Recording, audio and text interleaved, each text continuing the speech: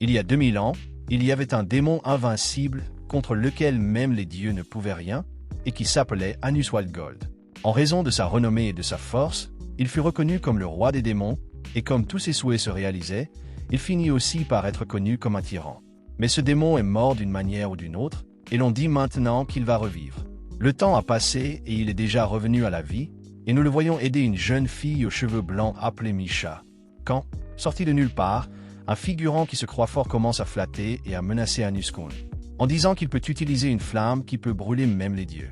En réponse, Anus souffle la flamme, et il suffit de dire au gars de rester immobile pour qu'il obéisse, parce qu'il est trop faible par rapport à Anus. Peu après, pour entrer à l'académie du roi démon, Anus dut passer un test d'aptitude qui consistait en un combat mortel contre un autre candidat. Le combat s'est avéré être contre ce figurant, et il porte maintenant une armure anti-magie afin de ne plus obéir aux lignes d'Anus. Cependant, le vrai roi des démons s'est senti offensé d'avoir à combattre un être aussi faible, et pour lui donner du poids, il a promis de le vaincre sans faire un geste.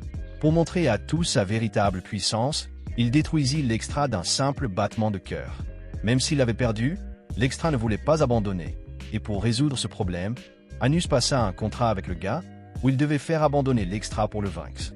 Une fois le contrat conclu, Anus Kun a commencé à tuer et à ranimer le figurant à l'aide d'une magie appelée Ingal. Après cela, notre protagoniste est allé faire une évaluation magique. Et devant lui, cette fille appelée Misha a prouvé qu'elle avait un nombre impressionnant de compétences magiques. D'autre part, Anus a fini par briser le cristal magique à cause de sa quantité absurde de mana. Et enfin, il y a eu des questions sur ce que les candidats savent de l'histoire du meilleur roi démon de tous. Après tout cela, Anus a retrouvé Misha, qui l'attendait à l'extérieur, et il l'a emmenée chez lui pour dîner, car sa famille aimerait la rencontrer. Peu après, il a présenté Misha Necron à sa mère, et ses parents étaient très fiers que leur fils ait déjà une prétendante. Après une soirée très agréable, notre roi démon a décidé de raccompagner Misha chez lui. Mais en chemin, ils ont été abordés par un roi démon appelé Léorg. Celui-ci leur révèle qu'un démon plébéien comme Anus n'est pas accepté à l'académie, et que comme Anus a passé le test, il devra être éliminé, comme d'autres l'ont été. Anus répond qu'un vrai roi des démons n'a pas de sang noble ou quoi que ce soit de ce genre, il a juste assez de pouvoir pour forcer tout le monde à se prosterner devant lui. Poursuivant l'erreur, Léorg dit à tout le monde d'utiliser la magie contre Anus, mais leur magie échoue parce qu'ils ont peur d'un adversaire de si haut niveau. Alors Léorg essaie d'utiliser une magie d'origine contre Anus, mais une magie d'origine n'affecte pas sa propre origine. En bref, les démons ne peuvent pas utiliser une magie créée par Anus contre lui-même, c'est une offense totale au créateur. Après avoir expliqué cela à tout le monde, Anus fait revivre l'extra qui avait été tué par son propre frère sous la forme d'un zombie rempli de haine. Et maintenant l'extra veut se venger de son frère. Pour mettre fin à la transformation en zombie, Anus envoie Léorg appeler le nom de son frère, se souvenant de leurs liens familiaux. Mais il semble qu'à notre époque, les frères n'aient plus les mêmes liens qu'il y a 2000 ans. À la fin de cette nuit, Anus a été obligé de résoudre toute la situation par lui-même, allant même jusqu'à ressusciter les deux frères idiots. Ce faisant, il a annoncé à tout le monde qu'il était le seul et unique vrai roi démon de la tyrannie. Ensuite, dans un flashback, nous voyons comment Anus est mort. En fait, lorsque le héros s'est retrouvé une fois de plus devant lui pour le tuer, il a décidé de faire autre chose au lieu de tuer une fois de plus un héros qui ne meurt pratiquement jamais. Anus, fatigué de cette vie de guerre, décida d'utiliser tout son pouvoir pour donner vie à une barrière qui séparerait tous les royaumes, mettant ainsi fin à la guerre entre toutes les races. Le héros aime cette idée et décide d'aider Anus à la réaliser. Après avoir accompli ce grand exploit, Anus remercia le héros canonique de l'avoir aidé et lui promit de le rencontrer à nouveau dans le futur, cette fois pour devenir son ami. Après cela, nous voyons le roi démon de la tyrannie naître et dire son nom à ses parents. De retour dans le présent, bien qu'il ait obtenu des résultats parfaits à tous les tests, le vrai roi des démons a été placé à l'école en tant que roi des démons diverges. Il s'est alors rendu compte qu'il y avait quelque chose qui n'allait pas dans ce monde, et que l'erreur était la suivante. Pour une raison inconnue, le nom du roi des démons que tout le monde connaît dans ce monde est Avodil Rabia. De plus, selon Misha, le roi des démons était quelqu'un qui ne s'intéressait qu'aux démons et à leur sang noble, ce qui est évidemment faux. Poursuivant ses études à l'école de ceux qui pourraient être un roi démon, l'enseignante se présente enfin sous le nom d'Emilia. Elle exprime son désir de diviser la classe en groupes, et dit qu'elle a besoin de quelques personnes comme chef pour utiliser une magie appelée Geyser, qui dans ce cas est une magie utilisée par un chef pour augmenter la puissance de ses troupes. Wanus se porte candidat pour être chef, mais le professeur a tendance à dire qu'un diverge ne peut pas l'être. Il lui répond qu'il va prouver ses capacités et lui demande de conclure un pacte avec lui en utilisant une magie appelée Zect. Elle le fait, et s'il ne réussit pas à prouver sa capacité, il sera expulsé de l'école, mais c'est facile pour Wanus. Tout ce qu'il avait à faire était de dire que le cercle magique de la magie appelé Geyser qu'ils utilisent n'est pas le bon, et qu'en utilisant le vrai cercle, son pouvoir augmente 2 fois plus. Donc après avoir prouvé sa connaissance supérieure, il finit par être accepté. Après cela, le professeur demande au chef de se présenter. La première à se présenter est Sacha Necron, la grande sœur de Misha. Puis Wanus se présente comme le roi démon de la tyrannie lui-même. Après quoi la fille appelée Sacha s'adresse à Wanus pour lui dire que sa sœur est une poupée magique et qu'elle ne devrait même pas être en vie. Wanus lui répond que même les poupées magiques ont une âme et sont vivantes, ce qui met en colère Sacha, qui tente alors de menacer Wanus avec son œil de destruction. Cependant, son œil n'a aucun effet sur lui, car il possède également l'œil de la destruction, et le sien est bien plus puissant que le sien. Finalement, après avoir senti le pouvoir de Sacha, Wanus l'a invité à rejoindre son groupe, afin que Sacha puisse être proche de sa sœur. Mais Sacha a décidé de partir en disant qu'elle ne serait pas là pour cette poupée.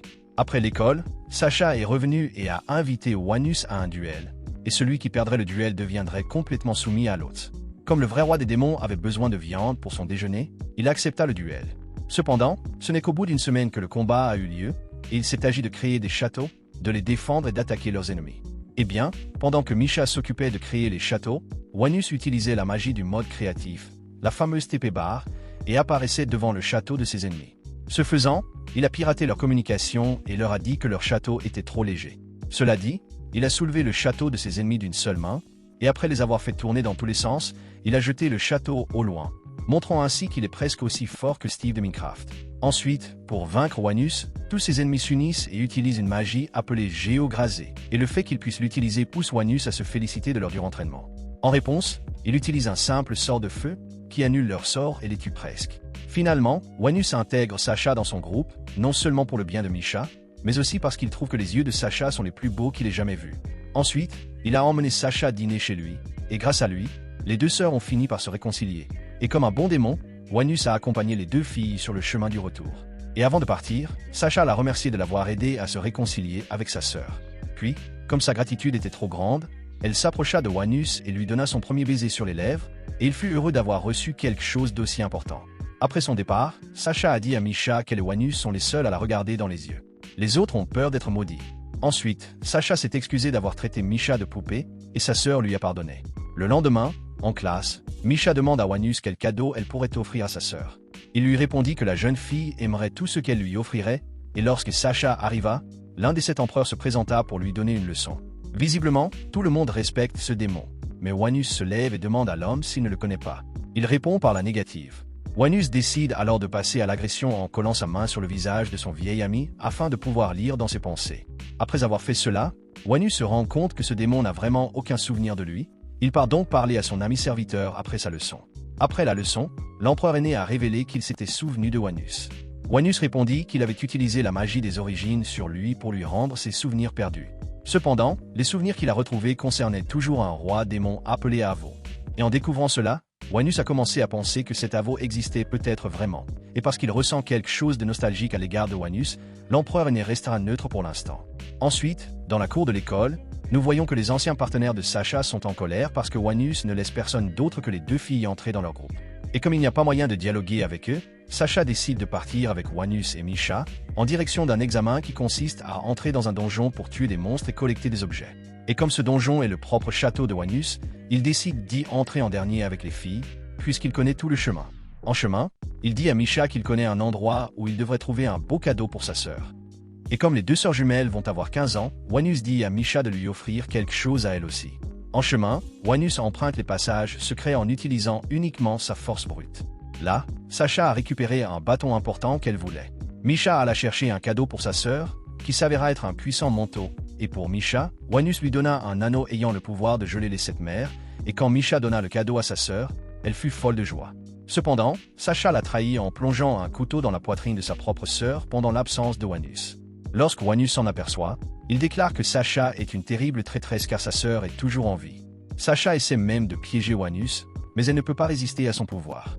De plus, la Misha qu'elle a poignardée n'était qu'une illusion que Wanus a créée lorsqu'il a senti qu'elle avait l'intention de le faire. Après avoir été vaincu, Misha a demandé à Wanus de laisser Sacha s'échapper.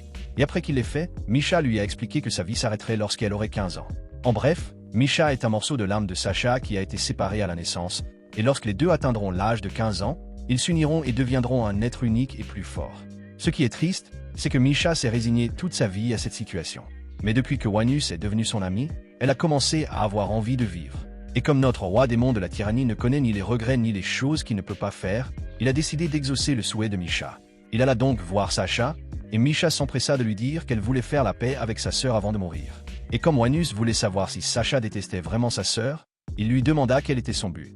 Sacha lui promet alors de lui dire la vérité s'il parvient à réaliser 2 cercles magiques qu'elle veut mettre en place. Il accepte le défi, et c'est ainsi qu'elle réalise 2 cercles magiques très spécifiques. En réponse, Wanus retravaille magistralement ces cercles pour elle, remportant complètement le concours. Cependant, Sacha voulait en fait utiliser ses sorts pour garder sa sœur en vie, car pendant ces 15 années, Misha n'a jamais vraiment vécu. La seule solution que Sacha a trouvée est donc de renoncer à sa propre vie pour le bien de sa sœur. Cependant, pour que cette magie fonctionne, il faudrait que Misha la déteste, mais malheureusement, sa sœur ne veut pas coopérer. Finalement, Sacha demande à Wanus de la faire disparaître pour que Misha reste en vie. En réponse, notre roi démon dit qu'il va changer le passé, faisant de Misha la sœur jumelle de Sacha. Cette magie sera réalisée par eux deux avec l'aide de Wanus, mais ils doivent croire et accepter qu'il est le véritable roi démon. Cependant, Ivy surgit de nulle part et coupe Wanus en deux, mais notre roi démon l'attendait déjà. Il le vint rapidement et commence à utiliser sa magie pour changer le passé. Cependant, au moment où il commence sa magie, le dieu du temps apparaît pour essayer de l'arrêter. Il prend le corps d'Ivy vaincu et le ramène dans le temps, effaçant complètement ses blessures. Ensuite, il donne son pouvoir de contrôle du temps à Ivy pour qu'il puisse vaincre Wanus. Avant le combat, Wanus dit simplement aux deux filles de croire qu'il est le véritable roi démon et qu'il peut exaucer tous les souhaits. Alors qu'il disait cela, il a été frappé par Ivy. Cependant, la logique normale ne s'applique pas à Wanus, et après avoir perdu son corps, il s'est ranimé. En réponse, Ivy a complètement arrêté le temps, mais le mana de Wanus est si grand qu'il lui permet de se déplacer même lorsque le temps est arrêté. Ainsi, pendant que son ennemi l'attaquait, Wanus continuait à dire aux deux filles de croire et d'avoir la foi qu'il pouvait les aider. Elles finissent par lui faire confiance et croient qu'il peut même changer le passé. La magie de Wanus pour changer leur passé s'active alors, et le processus commence. Wanus invoque alors son épée qui détruit tout ce qu'elle touche et en frappe Ivy à la tête. L'ennemi tente de retourner son corps dans le temps pour se soigner, mais l'épée de destruction détruit littéralement ses versions passées et futures. Ivy est donc vaincue et continue de croire que Wanus n'est pas son véritable maître. Cependant, bien qu'il l'ait détruit, notre roi démon l'a ramené à la vie et lui a rendu ses souvenirs. Une fois cela fait, Wanus demanda à son subordonné de faire des recherches sur ce roi démon qui avait volé sa place dans le cœur et l'esprit des démons. Et après ces événements, Wanus demanda aux filles de revenir avec lui, car elles devaient encore recevoir leurs meilleures notes. Enfin, il a mis l'anneau à la main de Misha et a fait l'éloge du monde qu'il avait créé. Après tout, il s'est beaucoup amusé depuis qu'il s'est réincarné. Après ces événements, nous sommes ramenés dans le passé et nous voyons que Wanus avait un épéiste très puissant à son service. Après avoir vaincu une femme aquatique, il a demandé à Wanus la permission de se réincarner. Et Wanus a promis de l'aider une fois réincarné. Le canon du héros apparut alors, et le serviteur de Wanus partit affronter un autre adversaire, laissant Wanus seul face au héros toujours réanimé. Après ces scènes, nous revenons au présent, où le professeur ne veut donner qu'une note de 7 à nos personnages principaux parce que le cèdre légendaire qu'ils ont obtenu a été volé. En réponse, Wanus a enfoncé sa main dans le corps d'un élève et a pris le cèdre pour le donner au professeur. Il lui a demandé de faire plus d'efforts si elle voulait vraiment lui faire du mal. Après cela, Maluna appelle notre roi démon pour qu'il l'accompagne à un endroit où elle et plusieurs autres filles croient qu'il est le vrai roi démon. Après avoir présenté l'endroit rempli de ses fans, la jeune fille demande à notre roi démon de lui permettre, ainsi qu'à ses amis, de rejoindre son groupe. Il demande alors aux filles de lui montrer leur détermination, ce qu'elles acceptent de faire. Quelque temps plus tard, lors d'un examen consistant à retirer des épées du sol, Wanus déclare qu'il n'y a qu'une seule épée au monde qu'il ne peut pas manier, et ce n'est pas l'épée de Guth, mais l'épée du héros canon. Après avoir dit cela, il sort une épée du sol, et un nouvel élève transféré en sort également une. Après quoi il vainc tous deux les assesseurs. Après cela, le nouvel élève a décidé de devenir un subordonné de Wanus, mais il a dit qu'il ne l'accepterait que s'il montrait sa détermination au combat. Et pour rendre les choses encore meilleures, notre roi démon a demandé à ses fans de rejoindre l'élève transféré et de l'affronter ensemble. C'est ainsi que le lendemain, leur combat fut enfin organisé. Pendant que les filles s'affrontaient, Wanus alla affronter seul le nouvel élève. Arrivé sur place, ce dernier lui révéla qu'il avait donné son pouvoir magique à ses coéquipiers et qu'il allait donc affronter Wanus dans un face-à-face honnête, sans utiliser de magie. En réponse, Wanus a pris un bâton et a dit qu'il le battrait avec ce bâton. Ainsi, alors que le combat des filles était faux, l'étudiant transféré évoluait de plus en plus pendant le combat contre Wanus, comme si ses souvenirs de combat lui revenaient. Pour en revenir aux filles, Sasha et Misha ont dû faire appel au pouvoir de l'union des sœurs pour gagner. Peu de temps après, le combat entre Wanus et l'élève novice devint de plus en plus intense. En fait, les deux s'amusaient beaucoup, car cela faisait longtemps qu'ils n'avaient pas rencontré d'adversaire où ils pouvaient se donner à fond, frappant avec ardeur sans craindre de tuer la personne. Au cours de leur combat, le terrain est devenu de plus en plus plat, et à la fin, Wanus a gagné, mais son morceau de bois a été coupé par Ray, qui a donc décidé de prendre l'élève novice comme partenaire. Après tout, il semble que Ray soit une connaissance de Wanus datant d'il y a 2000 ans. Après tout cela, Wanus a évidemment invité tout le monde à manger chez lui, et à l'école le lendemain, Ray et Wanus ont été choisis pour participer à un tournoi d'épée magique. C'était évidemment l'occasion pour Wanus et Ray de se battre en duel, mais Wanus était même un peu surpris d'avoir été choisi. Après tout, les nobles veulent juste le voir tomber. Tout à coup, Misa dit qu'elle a rencontré un vieil empereur du nom de Melray, et il semble que cet ancien veuille le voir. Il va le voir, et bien qu'il ne se souvienne pas de Wanus, son origine le reconnaît comme son maître. Melray lui raconte alors tout ce dont il se souvient. En gros, après que Wanus a escaladé sa barrière divisant les mondes, il a été envoyé dans un autre pays, et ce n'est qu'après 100 ans qu'il a réussi à revenir dans le royaume des démons. Cependant, à son retour, tout le monde ne parlait que de ce démon. Et après avoir parlé du passé, Melray a recommandé à Wanus de ne pas participer à ce tournoi d'épée. Puis, au cours du dîner, il a dit qu'il n'avait pas l'intention d'y participer. Mais sa mère a dit qu'il devait le faire, et elle a failli lui révéler un secret. Ce secret, c'est que son père est allé chercher une épée magique pour qu'il puisse se battre. Après cette conversation avec sa mère, Wanus se souvient que Misa lui a fait à manger l'autre jour, et il décide de la remercier en réalisant son vœu. En réponse, elle a dit qu'elle voulait sortir avec lui. Et pendant la promenade, elle a révélé qu'elle voulait acheter un cadeau pour Sasha. Elle a donc emmené Wanus dans un magasin de châteaux miniatures, et selon Misha, plus ces châteaux sont petits, plus ils valent cher. Wanus lui a donc demandé si elle voulait le voir en faire un magnifique, et elle a accepté. Ensuite, notre roi démon de Tyrrhenia a créé une ville entière en miniature, et quand la pauvre vendeuse a vu ça, elle a même essayé d'offrir son âme en échange de la miniature. Mais notre roi démon a refusé, disant que c'était un cadeau pour son ami. Ensuite, sur un banc de la place, Misha s'est mise à remercier Wanus de l'avoir toujours aidé. Pour le remercier de tout ce qu'il fait pour elle, elle promit de devenir plus forte pour l'aider. En réponse, Wanus dit qu'il n'est pas parfait, et qu'en fait la seule chose pour laquelle il est doué est la destruction. Et selon lui, Misha est tout le contraire de lui, étant très douée pour la magie de création. Donc si elle s'entraîne, elle pourrait lui être très utile dans le futur. Le même jour, Wanus et Misha se sont arrêtés devant un hôpital, et Ray est apparu pour rendre visite à quelqu'un, et Wanus a évidemment offert son aide si quelqu'un avait besoin d'être soigné. Mais Ray a dit qu'il n'en avait pas besoin. Et parce qu'il sentait que son ami avait l'air un peu étrange, Wanus a décidé de demander à son subordonné de se renseigner, et le lendemain avant le début du tournoi, Wife sous forme de chat est arrivé avec quelques informations. En gros, il a découvert que la mère de Ray a une maladie pratiquement incurable. Cependant, lorsqu'il entendit sa mère le défendre alors que les gens disaient du mal de lui, et qu'il vit que son père lui avait même offert une épée magique, Wanus réfléchit un peu et se souvint qu'il était le terrible roi démon de la tyrannie, un être invincible, et il se mit en route pour rendre sa famille heureuse. Pendant le duel, il bat et brise l'épée de son ennemi, et dit même qu'une épée faite avec amour ne doit pas être sous-estimée, ce qui fait pleurer de joie son père, tandis que plusieurs forgerons admirent l'épée qu'il a fabriquée. Après cela, Ray est apparu comme un ennemi disant qu'il allait tuer Wanus. Alors les deux se sont attaqués l'un l'autre et se sont presque tués. Et comme il a presque tenu le cœur de Ray, Wanus a réalisé que son ami est lié par un contrat magique qui pourrait détruire son origine. Wanus croit aussi que la mère de Ray est retenue en otage, et après avoir découvert cela, Wanus a gagné toutes ses batailles pour la journée, laissant son épée magique à sa mère, puis il a apporté le fameux TP à la mère de Ray, et là il a découvert que la femme est de la race des esprits, et qu'elle disparaît parce qu'elle a besoin que ses croyances et ses traditions soient suivies quelque part. Mais même elle ne sait pas quelles sont les croyances et les traditions de sa race, et selon la mère de Ray, son fils a toujours été seul parce qu'il est trop fort. Mais depuis qu'il a rencontré Wanus, il est beaucoup plus heureux, car il a maintenant quelqu'un qui pourrait même le battre. Alors pour régler un peu la situation, Misa a décidé d'offrir à la mère de Ray un peu de son origine. Et cela ne fonctionnera que parce que Misa est un hybride d'un démon et d'un esprit. Et pour ce faire, Wanus crée une nouvelle magie à partir de zéro et commence le processus. Alors pendant que cela se passait, la mère de Wanus était attaquée par le professeur qui voulait voler l'épée magique de Wanus par tous les moyens possibles. Les fidèles disciples de Wanus se sont battus courageusement, utilisant jusqu'à la dernière once de leur force pour protéger la mère du gars, et quand tout semblait perdu, Wanus est apparu, et en utilisant une magie appelée ENT, il a guéri sa mère et toutes les filles. Après quoi Wanus a promis de ne jamais oublier les noms des filles pour le reste de sa vie, et à la fin, parce qu'il était tellement en colère, Wanus a attrapé l'enseignante Emilia par le cou, et l'a tuée parce qu'elle n'arrêtait pas avec ses discours de noblesse.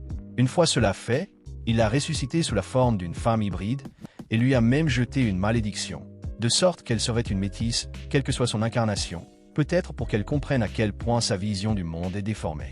Plus tard dans la journée, Ré découvre Misa en train de soigner sa mère. Puis, comme l'origine de Misa était en danger, il s'est évanoui. La mère de Ré s'est réveillée peu après et lui a demandé de se concentrer sur son bonheur et de ne pas s'inquiéter pour elle.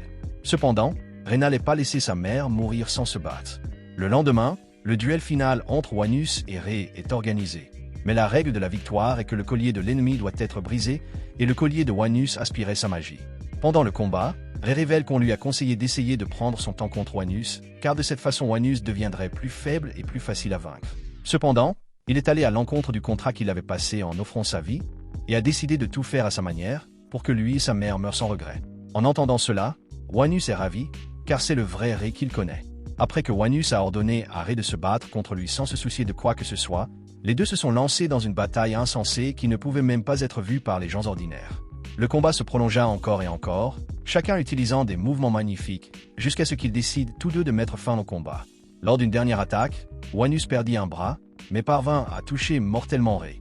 À ce moment précis, une magie dimensionnelle a été activée, et Wanus a été envoyé dans une prison créée par Melrès, et il devra désormais combattre 3 démons âgés avec seulement la moitié de son mana. L'explication de la survie de Ré est que notre roi démon de la tyrannie a brisé la malédiction affectant son origine. À ce moment précis où ils ont tous deux porté leur dernier coup, et c'est exactement pour cette raison qu'il ne mourra pas à cause du contrat. De plus, Wanus a guéri Ré, ce qui fait qu'il n'y a plus que 2 contre 1. Cependant, Melrès essaie d'utiliser la mère de Ré comme otage, et en réponse Wanus l'attaque, et Ré parvient à retrouver sa mère. Et maintenant Wanus est laissé seul pour avoir un cœur à cœur avec Melrès. Alors en utilisant la propre magie de Wanus, le vieux sorcier commence à l'attaquer. De plus, il a utilisé une partie de la magie de barrière que Wanus a utilisée pour diviser le monde contre Wanus lui-même. Mais même là, le vieil homme n'a pas pu vaincre le roi démon, alors il s'est caché dans une barrière et a essayé d'attaquer Ré. Cependant, même si Ré était dans une autre dimension, Wanus a réussi à le défendre, alors tout en protégeant Ré. Notre roi démon a fabriqué une épée anti-magie pour qu'il puisse se défendre et défendre sa mère, mais son épée se brise, et Wanus est forcé de revenir à sa défense. Finalement, comme la situation était difficile, la mère de Ré a dit qu'elle aiderait son fils avec sa magie spirituelle, et même si cela pouvait conduire à sa mort, la femme est allée de l'avant et s'est transformée en épée pour que Ré puisse l'utiliser. Il utilise l'épée et montre à sa mère ses capacités, réussissant même à frapper Melrès à l'intérieur de sa défense. Mais après avoir fait cela, sa mère se désintègre devant lui. Mais à ce moment-là, la barrière du vieil homme est brisée et Wanus s'y infiltre pour le vaincre. En réponse à cela, le vieil homme a rempli la barrière avec la propre magie de Wanus. Mais après avoir été mis sous pression, Wanus a fini par réveiller une autre partie de son pouvoir qui ne lui était pas encore revenue depuis sa réincarnation. Il a donc d'abord coupé les jambes du vieil homme qui voulait battre en retraite, et lorsqu'il a essayé de riposter, notre roi démon l'a frappé au milieu de la tête, atteignant un petit être qui contrôlait son esprit. De plus, il a également libéré les 2 autres démons du contrôle total du grand-père d'Oavier. À ce moment-là, le grand-père lui-même est apparu en regardant Wanus, et à la fin du tournoi, Wanus a déclaré à tout le monde qu'il avait gagné grâce à l'amour de son père dans la construction de son épée. De plus, il a soigné le roi, puis a utilisé Angal pour ranimer la mère de ce dernier, et cela n'a été possible que grâce à ses paroles sur le fait qu'il y a quelque chose au-delà de la magie dans ce monde qui donne de la force aux gens, qui dans ce cas est l'amour lui-même. Et Wanus a réalisé que c'était la légende sur la femme. Et au moment où il a gagné son premier combat, elle a dédié à l'épée de son père. Il a fini par restaurer complètement l'énergie de la mère du roi. Bref, une fois de plus, notre roi démon de la tyrannie a réussi l'impossible, tout cela pour le bien de ses amis, et il termine cette journée passionnante en recevant la gloire de la victoire par l'intermédiaire de Sacha, et à la fin, il dit à Misha que ce tournoi était très intéressant. Nous remontons donc dans le temps et nous voyons qu'il y a de nombreuses années, Wanus, fatigué de faire la guerre, s'est rendu dans le royaume des humains pour appeler le canon héroïque et discuter avec lui. À l'époque, il a été attaqué par un humain qui, en utilisant le pouvoir d'autres humains, a essayé d'éliminer Wanus. Mais ce type a échoué lamentablement et a failli être tué, et à la demande de cet homme vaincu, le canon héroïque est allé voir Wanus pour le vaincre. C'est après ses retours dans le passé qu'un nouveau professeur annonce à tous les élèves de l'Académie du Roi Démon qu'ils vont faire un échange à l'Académie des héros du royaume humain, et de tous les gens présents, aucun démon ne sait ce qu'est un héros. Et en découvrant cela, Wanus décide d'entraîner ses partenaires de groupe, car ils sont encore trop faibles. Il les aide personnellement à évoluer en leur donnant des conseils. Et après tout cela, il leur donne même une épée spéciale qui peut couper les choses selon la volonté de l'utilisateur. Et pour se rendre à l'Académie des héros, les étudiants devront faire une longue marche de 10 jours. Cependant, Wanus les téléporte directement là-bas en utilisant son mode créatif. Alors que tout le monde voulait faire quelque chose, Wanus a décidé d'enquêter sur cette académie des héros. Il est heureux de constater que l'endroit est vraiment paisible. Et lors d'une promenade avec Sasha, Wanus fait promettre à la jeune fille que si quelque chose arrive que ses yeux ne peuvent atteindre, elle utilisera ses beaux yeux pour l'aider, et elle accepte de le faire, à condition qu'il ne la traite plus comme une enfant. La deuxième saison de cet anime commence avec un dieu père céleste, Nosgalia, qui dit qu'il a choisi le ventre de la grande-mère Esprit Lénon pour recevoir un enfant de lui. Elle refuse, mais il dit que cela a déjà été décidé par les dieux. Elle tente de l'attaquer, mais il lui dit qu'elle ne peut qu'obéir, car les ordres d'un dieu sont absolus. Cela dit, il force le pouvoir de Lénon contre elle, et alors qu'elle est sur le point de tomber enceinte d'un enfant divin, Wanus apparaît, utilisant sa puissance de feu sur le dieu, puis il le frappe à la poitrine. Le dieu tente de s'opposer au pouvoir du roi démon de la tyrannie, en utilisant ses ordres divins pour rester en vie. Mais Wanus le réduit en poussière, car tout pouvoir divin est faible face à sa puissance. Wanus confie alors à son bras droit, Shine, le soin de veiller sur l'esprit de Mère Lénon et de le protéger. Celle-ci dit à Shine qu'elle n'a pas besoin de son aide, et Shine menace alors de se suicider si elle n'a pas besoin de lui. L'esprit mère finit donc par l'autoriser à entrer et à la protéger. Seule avec Shine, elle peut enfin se détendre et même faire une sieste. À l'époque, Wanus a donné tout son pouvoir pour créer une barrière séparant le monde. Et même après que son maître a cessé d'exister, Shine a continué à protéger l'esprit mère. Et au milieu d'une attaque de bêtes magiques sur la maison des fées, Wanus est apparu dans une petite version. Ensuite, la scène passe au Wanus actuel, qui retrouve ses amis. Et comme d'habitude, il utilise même ses compétences pour évaluer les nœuds dans les cheveux de Sasha. Peu après, tout le monde discute de la relation entre Ray et la fille qui semble sortir avec lui. Après cette agréable discussion, tout le monde se rend dans la salle de classe, où l'on constate que Wanus est toujours méprisé par ses camarades, et qu'à partir de maintenant, certains élèves de l'Académie des héros étudieront avec les démons. Un nouveau professeur est chargé de donner des cours à tout le monde. Ce nouveau professeur s'appelle Erdomède, c'est un démon de plus de 2000 ans, et devant tout le monde, il dit que le vrai roi démon est Wanus, et il oblige même tout le monde à se prosterner devant le vrai roi démon. Cependant, Wanus dit que ce monde est maintenant en paix et que les démons n'ont plus besoin d'un roi, donc il n'a pas besoin que quelqu'un le reconnaisse.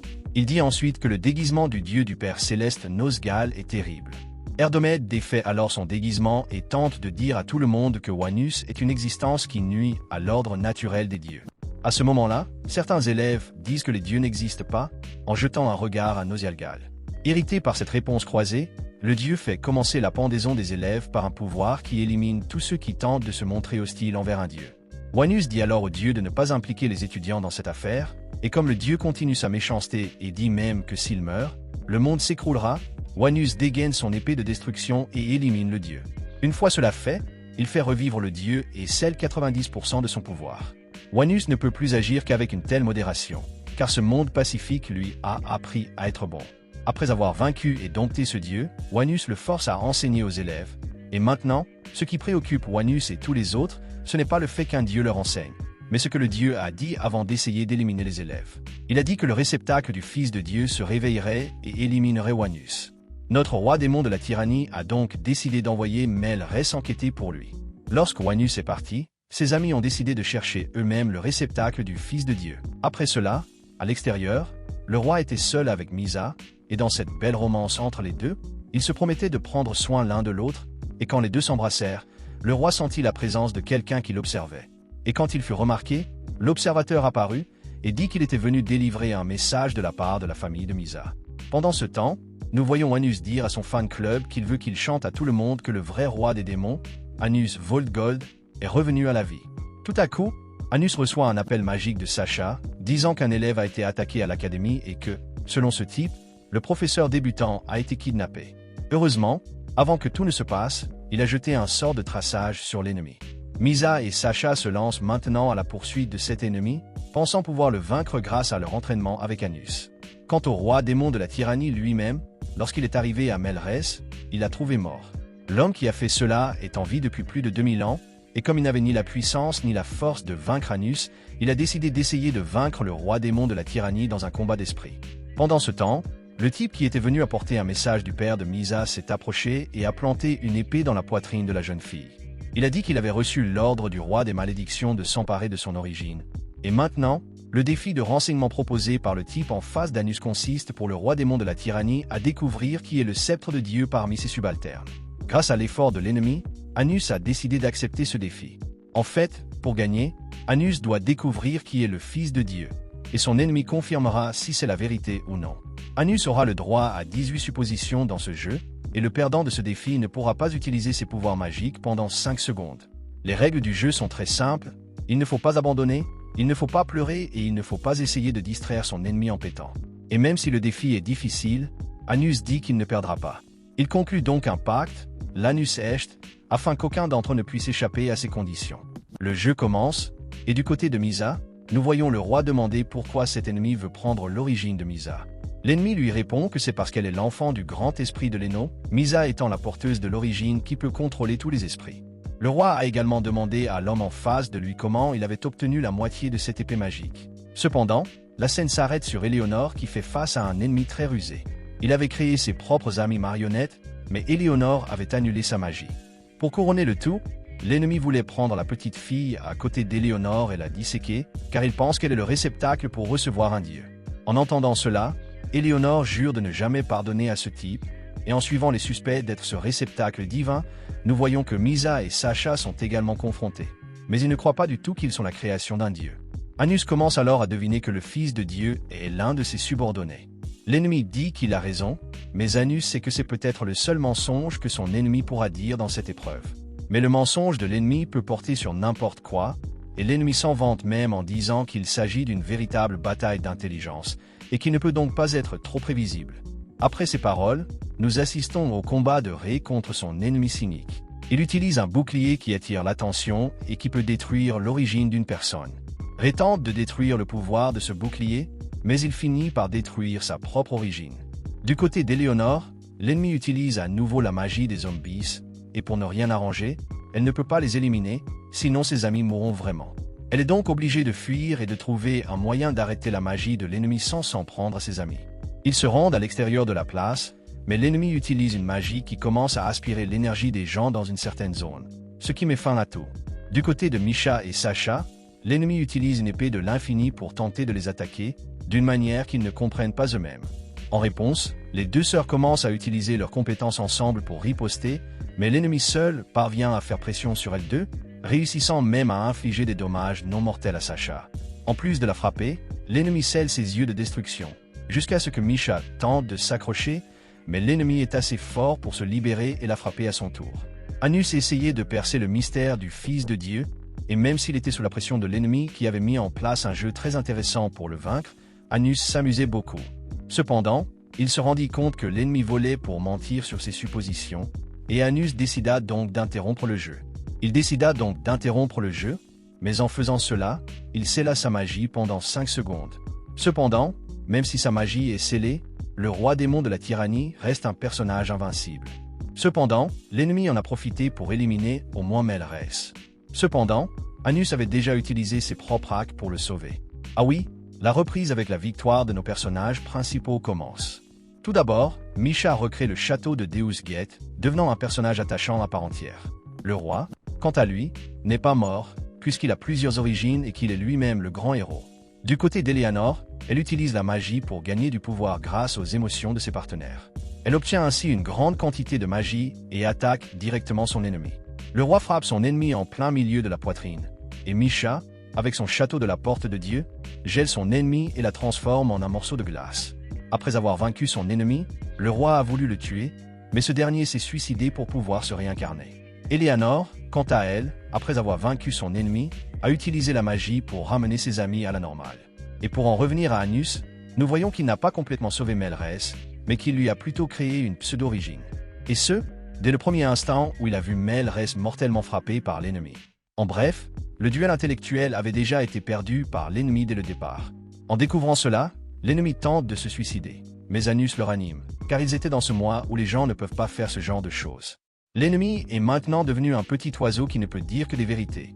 Et Anus découvre alors que le but de cet ennemi était seulement de réduire la puissance de combat d'Anus en éliminant Melrès. Et cette attaque n'a eu lieu que parce que le peuple d'Azestion croit encore à l'existence des Avos d'Uravia et en a peur. Alors, pour résoudre ce problème, Anus commence à discuter avec Melrès de quelques idées pour résoudre ces problèmes sans déclencher une nouvelle guerre. Comme par exemple annoncer à tout le monde que l'Avo d'Uravia est un faux, ou que le héros canonique est vivant. À la fin de l'épisode, Melrès annonce à Anus que Shine, son bras droit, est vivant et l'attend dans la forêt du Grand Esprit. De plus, le roi a donné à Anus l'étrange épée que l'ennemi utilisait, une épée qui était jointe à une autre que Misha avait. Et quand les deux ont été jointes, elles sont devenues l'une des épées de Shine. Melrès a voulu le prévenir à l'avance, mais Anus était trop occupé à rénover le donjon souterrain de son château Godgate. Lorsqu'on lui a demandé ce qu'il avait fait, Anus a répondu qu'il avait construit une ville où les 10 000 âges pourraient vivre ensemble, heureuses jusqu'à la fin des temps. Et maintenant qu'il a terminé, il a décidé de se rendre à l'endroit où se trouve Shine. Et comme le dieu nosgalien ne peut pas être laissé sans surveillance, Anus a l'intention de faire du prochain épisode une excursion sur le terrain. Quelques jours plus tard, nous voyons qu'Anus a téléporté son groupe de fans avec le Nosgalia God dans un champ vert. Ils doivent maintenant, ainsi que les autres personnages principaux, passer une épreuve pour découvrir les mystères qui les mènent à la grande forêt. Tout le monde est divisé en 4 groupes, et Misha et Sacha se retrouvent avec Anus. Ils voient alors une enfant punie par des hommes parce qu'elle a diffusé des informations sur l'existence de la forêt fantastique, alors que tout le monde croit que cette forêt n'est qu'une fantaisie. Anus sauve la petite fille, puis lui demande comment se rendre dans cette ville, ce qu'elle semble savoir, mais elle veut y aller avec eux. Il s'avère qu'elle a perdu la mémoire et qu'elle s'est soudainement retrouvée dans cette ville. Après avoir découvert cette forêt fantastique, elle a pensé qu'elle devait s'y rendre pour en savoir plus sur elle-même. Après avoir entendu cela, Anus décide d'y emmener cette fille, et lui demande si elle sait quelque chose à propos d'une brume. Et elle lui répond que cette brume apparaît pendant l'éclipse, et que cet événement aura lieu dans 9 jours, pendant seulement 3 minutes. Comme prévu, Anus utilise son pouvoir absolu pour que l'éclipse se produise rapidement. Après tout, déplacer une planète n'est pas un problème pour lui. Après cela, Anus téléporte tout le monde à l'endroit de la brume. Et la fille n'est même pas surprise par la puissante magie d'Anus, car pour elle, c'est comme si elle la connaissait déjà. Là, Anus lui demande si elle sait quelque chose sur les êtres spirituels qui se cachent dans la brume. Lina lui apprend que les esprits chichi aiment la nouveauté et se moquent même des choses incongrues. En entendant cela, Misha décide de raconter une mauvaise blague et demande à tout le monde de rire. Mais avant que la mauvaise idée ne puisse être mise en pratique, d'autres disciples d'Anus arrivent. Anus demande alors à chacun de raconter sa meilleure blague.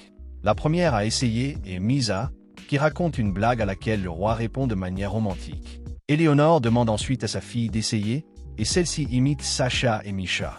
Peu après, nous voyons que les fans d'Anus ont des bâtons dans les mains. Et selon eux, ces bâtons servent à danser et à chanter en son nom. Cependant, le nom qu'elles ont donné à ce bâton, le bâton d'Anus, s'avère un peu suggestif, ce qui gêne les filles. Et c'est suffisant pour que ces petites filles éclatent de rire devant le bâton d'Anus, et lorsqu'elles regardent le roi démon de la tyrannie, elles le reconnaissent rapidement comme tel, et décident de l'emmener dans la forêt des grands esprits. En chemin, Anus pose des questions sur le démon Shine, mais les titis répondent qu'ils ne le connaissent pas, et plus loin, les titis disent que la fille qui accompagne Anus ressemble au grand esprit. Mais elle est déjà morte, donc cela n'a pas de sens. De plus, les titis sentent le grand esprit à la messe, et la fille dit qu'elle est la fille légitime de l'esprit Léno, et quand la messe demande si les fées savent qui est son père, les fées partent en disant que c'est un secret, et en arrivant à l'endroit qu'elle voulait, elle trouve plusieurs rois démons, et de nulle part, la porte d'entrée disparaît. Le plus étrange, c'est qu'un visage apparaît dans un arbre, prétendant être le professeur qui nous enseignera les esprits, et que désormais, tout le monde ne pourra quitter cet endroit qu'après avoir obtenu son diplôme. De plus, ceux qui auront réussi pourront parler au roi des esprits. En entendant cela, Anus dit à l'arbre de passer un test immédiatement, car lui et tous ses subordonnés le réussiront. L'un des rois démons tente de dire que c'est Olis qui a fait le coup, mais Anus lui rappelle qu'il n'a jamais perdu de sa vie. Mécontent, le démon propose un marché à Anus, et le roi des démons de la tyrannie est tellement sûr de sa victoire qu'il va jusqu'à parier son origine en échange d'informations de la part du démon.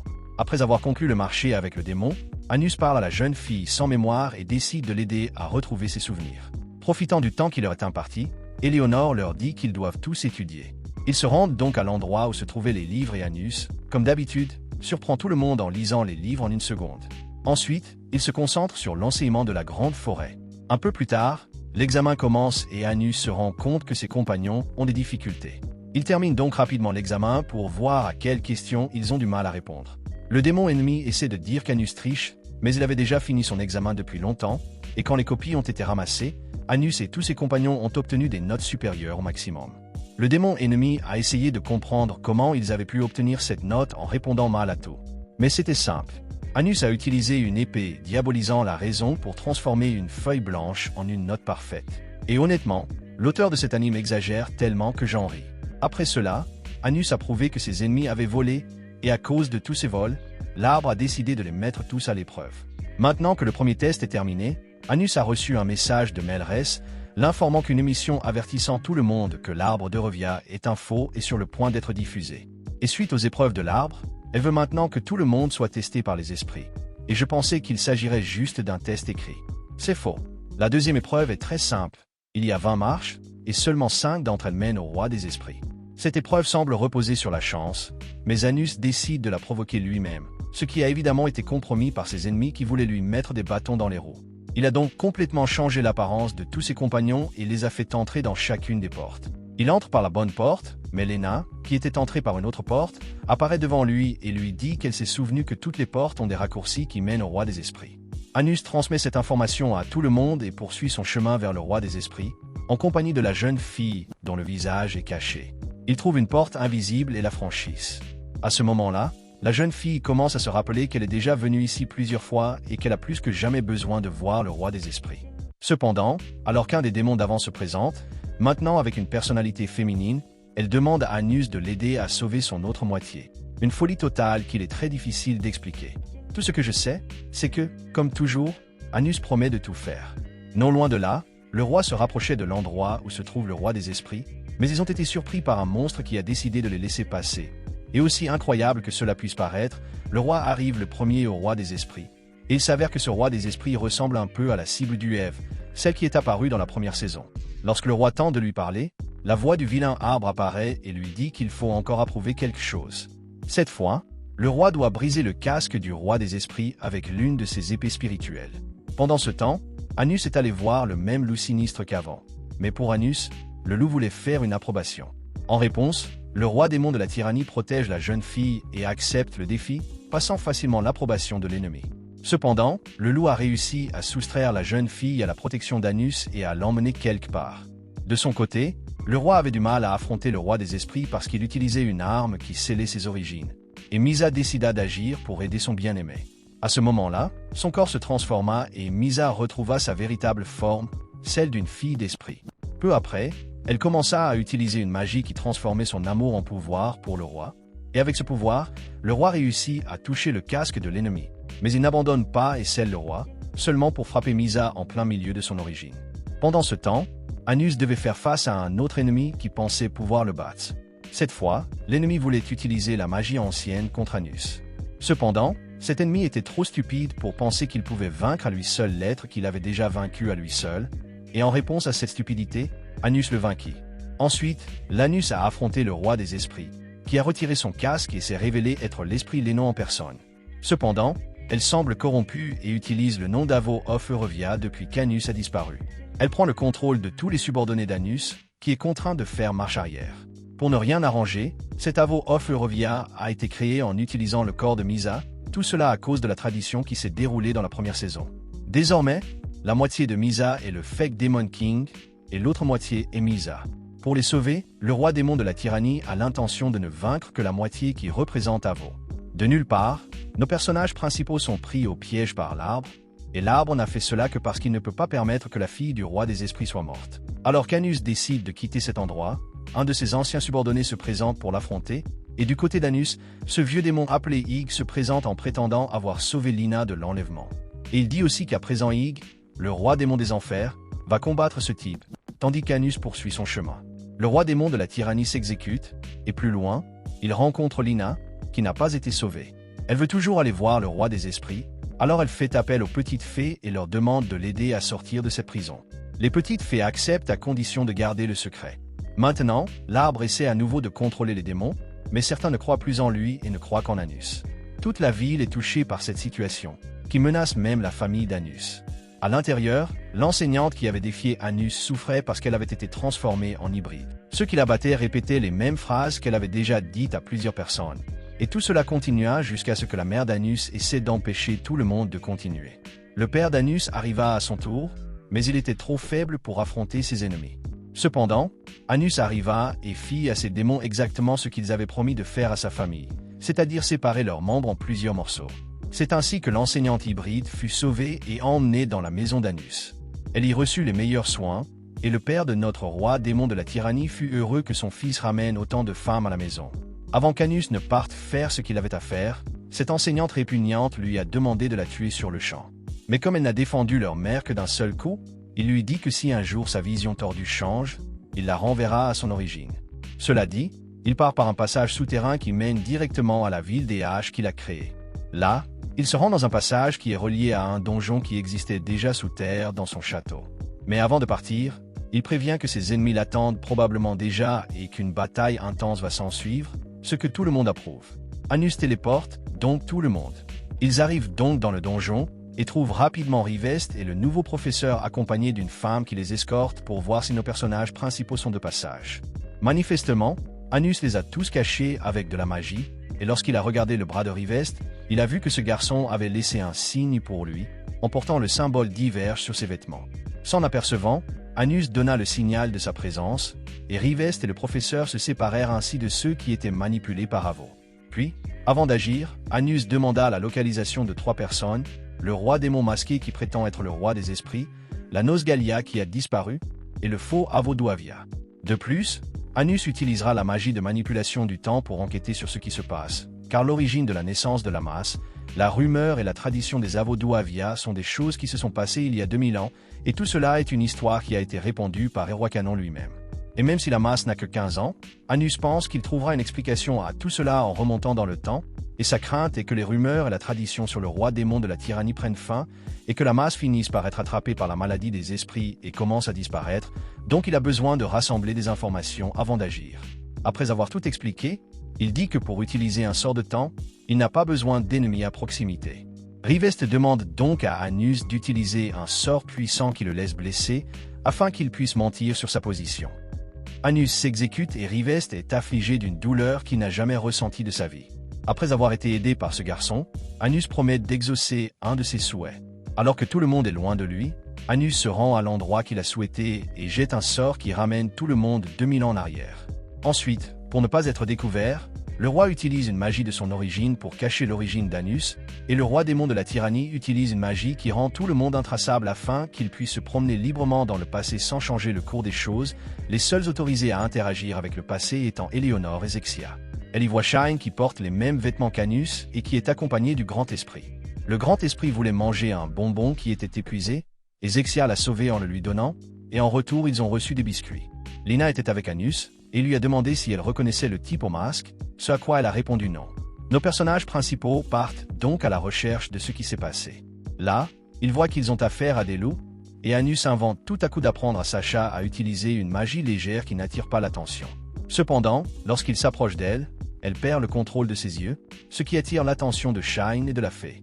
Pour résoudre ce problème, Anus se transforme en enfant et leur apparaît en se faisant passer pour un Oshu. Il présente ses amis et dit qu'il n'est qu'un simple voyageur.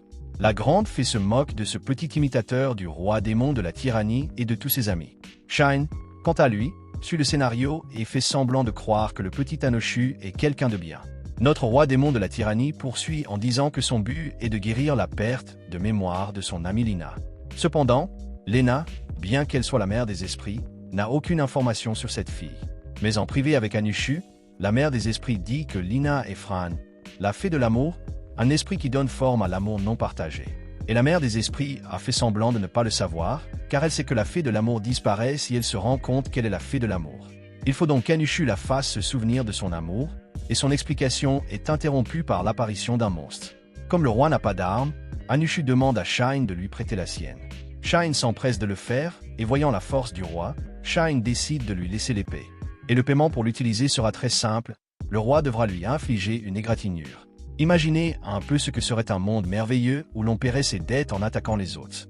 Ce serait en quelque sorte berserk. Après l'attaque du loup, le grand esprit se demande si Nosgara est encore en vie après ce qu'Anushu lui a fait subir, et Shine lui répond qu'il la protégera jusqu'à ce qu'elle ne soit plus en danger.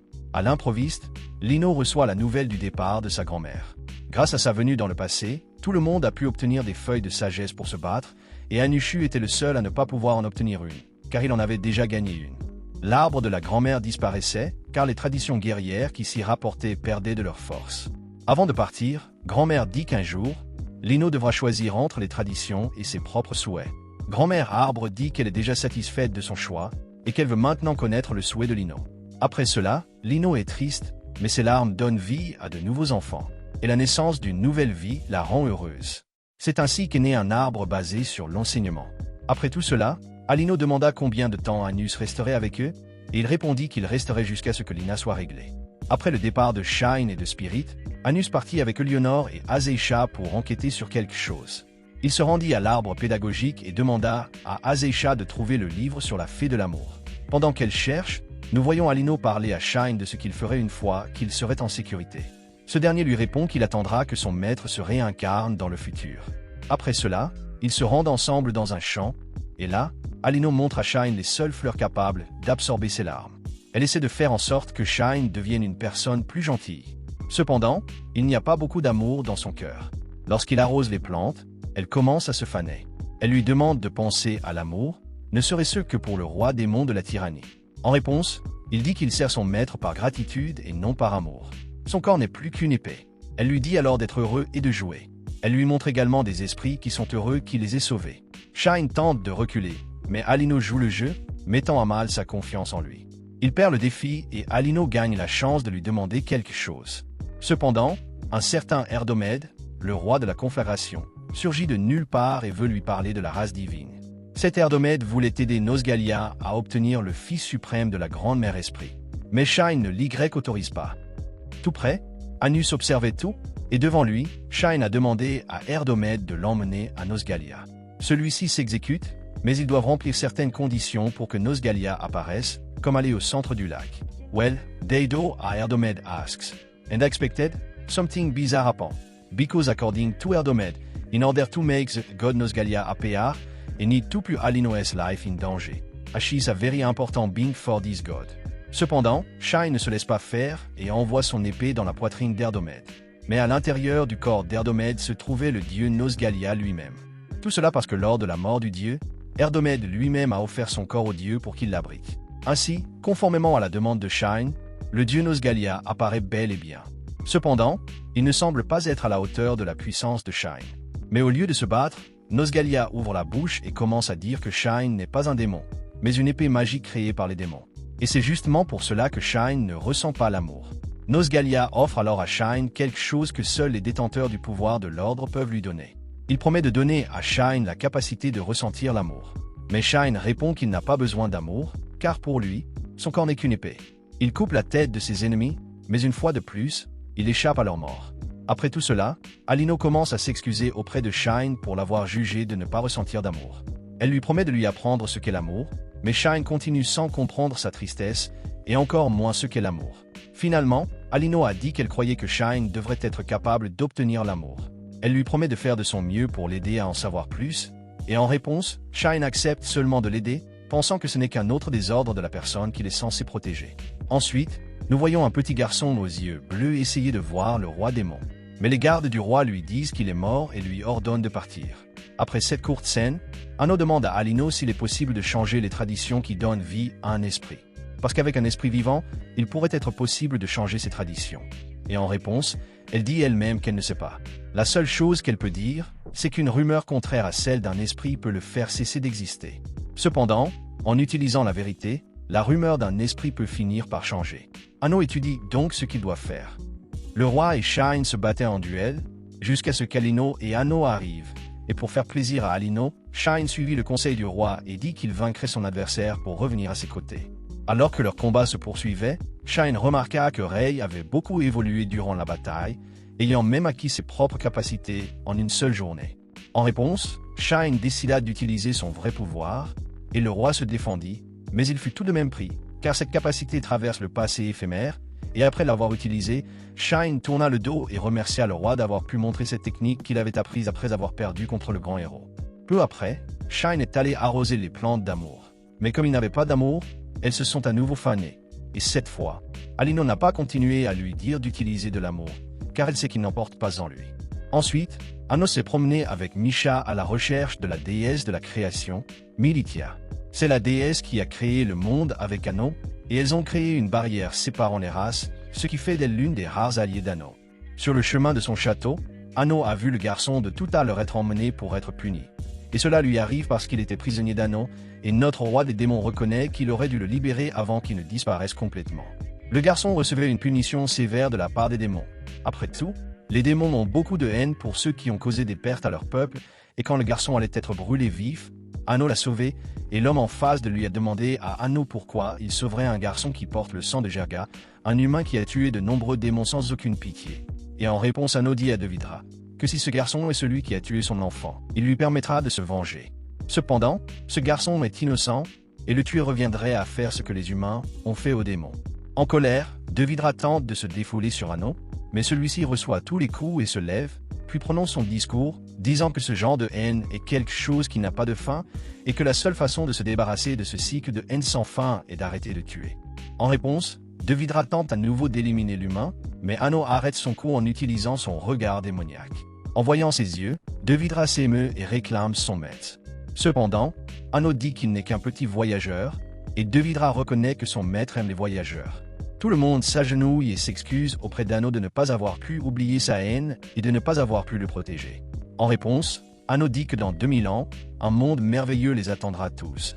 Et après l'avoir sauvé, Ano décide de reprendre son épée briseuse de raison pour faire des choses plutôt tyranniques. Mais avant qu'il ne puisse faire quoi que ce soit, le garçon humain s'est réveillé et a raconté à Ano tout ce qui lui était arrivé.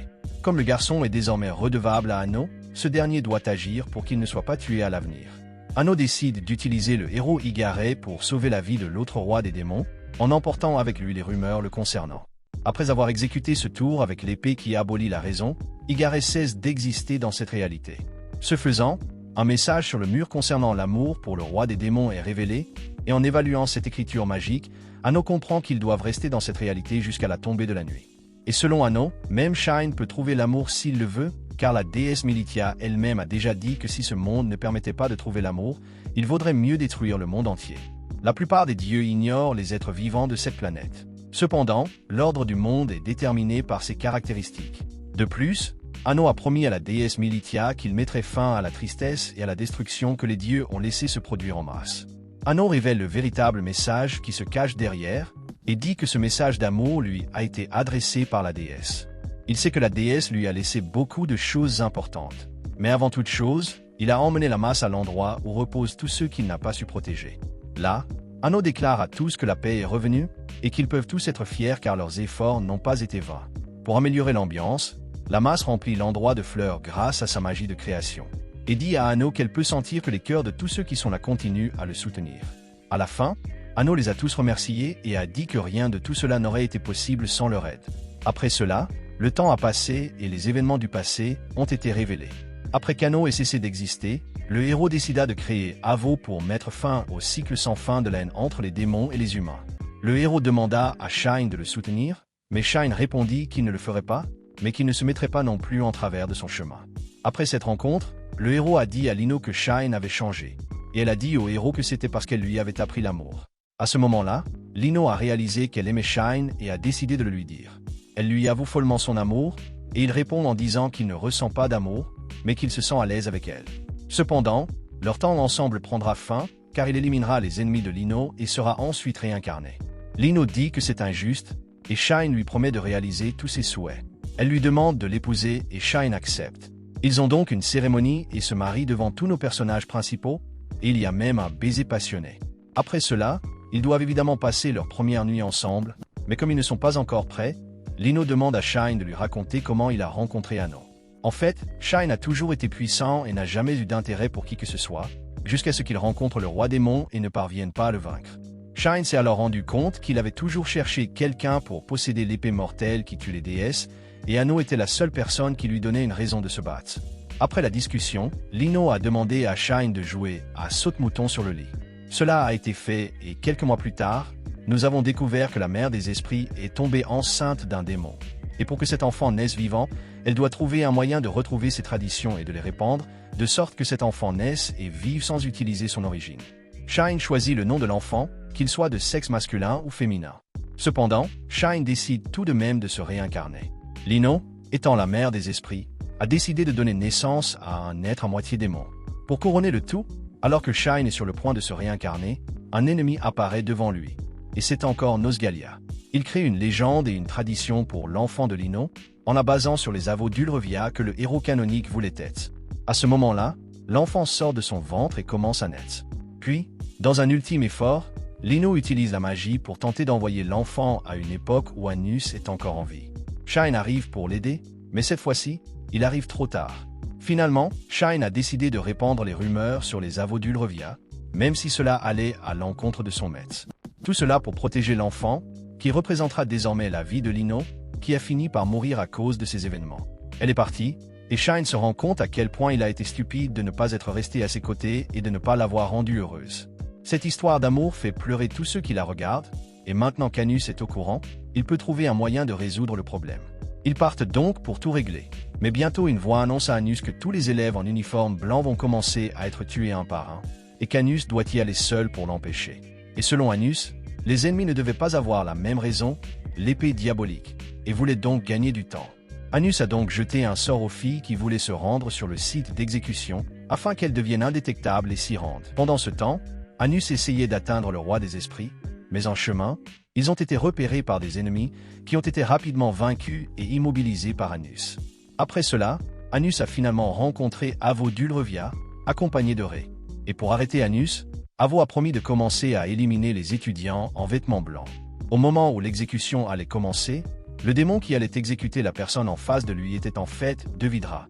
Et il ne voulait pas oublier que son vrai roi démon est une personne qui ne tue pas les gens sans raison, alors il s'est rebellé contre tout le monde. De plus, le démon qui allait être tué est le petit garçon qu'Anus a sauvé et réincarné il y a 2000 ans, et maintenant, au cours de cette bataille, il a lui-même sauvé Devidra. Et grâce au lavage de cerveau d'Avo, les guerriers manipulés ont été facilement vaincus par Misha qui a recréé le château de Dusgat et sa magie absolue, qui peut même transformer vos ennemis en chatons de glace. Avo a essayé de montrer plus d'otages, mais grâce à sa simplicité dans le passé, Anus a pu mettre au point un plan pour y faire face. Ainsi, pour en finir, Ré utiliserait son épée pour couper le destin et résoudre le problème. Cependant, il s'agissait d'un piège qu'Anus a évité. La réalité change alors et Anus se retrouve face à Shine, qui est désormais l'ennemi d'Anus. Le roi démon de la tyrannie promet de sauver Misha et de régler le problème. Shine accepte la vérité et dit que son maître peut sauver Misha, mais il révèle qu'il veut être tué par Anus afin de pouvoir se rendre à l'endroit où repose Lino. Pour défier Anus, Shine utilise sa meilleure attaque, qu'il a mis toute une vie à perfectionner. Après l'avoir vaincu, Anus lui dit que maintenant qu'il a un père dans ce monde, il peut être un gars stupide et amusant, et que tout ce que cet homme veut dans sa vie est de le voir heureux et vivant. Alors Shine doit vivre et rendre Misha heureuse. Shine se demande si Misha l'accepterait comme père, et Anus renforce ce sentiment en disant qu'elle l'accepterait et que la fille a toujours voulu le rencontrer. En réponse, Shine dit que son maître est devenu plus fort et plus gentil qu'il ne l'était il y a 2000 ans, et ils se tiennent la main et partent réaliser leur vrai rêve. Pendant ce temps, le héros canonique s'acharne sur Avo. Avo, utilisant le corps de Misha, tente de convaincre le roi de se ranger de son côté, car elle est sa Misha bien-aimée. Cependant, il dit que la vraie Misha est toujours en vie et qu'elle se bat pour que sa personnalité soit libérée. Pendant leur combat, Nosgalia apparaît, mais Anus surgit rapidement et met ce dieu au repos dans un coin. Le dieu se lève et dit que tout ce monde est basé sur l'ordre et que son ordre ne sera pas terni, et que tout s'est déroulé comme prévu jusqu'à présent. Cependant, Anus dit que ce ne sera pas lui qui éliminera le dieu cette fois-ci, mais son bras droit, pour venger sa femme. Shine se lance à sa poursuite, mais le dieu a retrouvé ses pouvoirs, et la tâche s'avère ardue. En effet, le morceau du livre d'amour que Lino avait déchiré et donné à Shine est tombé par terre, et lorsque ce dernier a voulu le ramasser, le type a commencé à mettre le feu à Shine. C'est alors qu'apparaît l'esprit sans mémoire qui était aux côtés d'Anus depuis tout ce temps. Pendant tout ce temps, elle était en vie, mais elle avait besoin d'un petit coup de pouce de l'amour pour redevenir ce qu'elle est. Shine continue de se battre, et Lino l'aide en demandant l'aide de ses amis spirituels. De plus, le grand-père de Lino est également revenu à la vie grâce aux actions d'Anus. Elle soutient Lino avec son pouvoir, et tous les esprits soutiennent Shine. La bataille se poursuit et Shine, grâce au pouvoir de l'amour et de l'amitié, parvient à vaincre le dieu. En réponse, le dieu tente de changer l'ordre de Shine. Mais pour le malheur du dieu, cette fois Shine a utilisé la lame qui a divisé l'origine d'une manière infernale, causant des dommages fatals à l'origine du dieu. Pendant ce temps, Kenon continuait de combattre Avo, et même si toutes ses origines avaient été détruites, il était toujours déterminé à libérer la Misa qui était en lui. Pour ramener Misa, Shine utilise la capacité qu'il a apprise du père de Misa. Cette capacité parvient à diviser l'origine de Misa en deux, et Avo tente de se réunir avec Misa. Mais la grotte révèle l'importance de tout ce qu'elle aime, y compris Ré et ses amis. À la fin, Ré tente de détruire Avo, mais elle s'échappe et obtient finalement l'épée brisée qui détruit toute logique, une épée qui était conservée dans le château d'Anno. Mais Anno arrive bientôt pour entamer l'épreuve finale, maintenant avec l'aide de son bras droit et de Lina, la grande mère de tous les esprits. Même désavantagé, Avo reste confiant grâce à l'épée qu'il a obtenue. Les deux hommes commencèrent à se battre, utilisant les mêmes pouvoirs, et il sembla d'abord qu'ils étaient au même niveau. Mais en fin de compte, Avo n'était qu'un esprit, créé à partir des légendes et des traditions du nom d'Avo. Et en tant que faux, Avo n'était pas de taille à affronter le vrai roi démon de la tyrannie. Pour le vaincre, Avo décida donc de se sacrifier et de donner son pouvoir au dieu Nosgalia. Le dieu Nosgalia est donc revenu, et maintenant, il utilise le pouvoir du château de Godgat, ainsi que l'épée tranchante de la raison pour tenter d'affronter le roi démon de la tyrannie. Cependant, Anus ne l'accepte pas, et sur un écran blanc, Anus dit que le dieu Nosgalia a peur de lui. Le dieu tente de lui dire qu'il est l'ordre, et qu'il n'est pas capable de ressentir ces choses. Anus entreprend alors de résoudre définitivement ce problème. Il introduit sa main dans la source de son ancien subordonné qui se trouve à l'intérieur du dieu, et lui offre un vœu. Et c'est exactement ce que voulait son facétieux subordonné. Anus va donc réaliser le rêve de son subordonné, à savoir achever une magie capable d'usurper le pouvoir d'un dieu. C'est fait, et tout est réglé. L'ancien subordonné d'Anus revient donc à la vie, et le dieu disparaît à nouveau en disant que le monde entier sera détruit à cause d'Anus. Après cela, Alino parle à sa fille. Et peu de temps après, Alino disparaît à nouveau.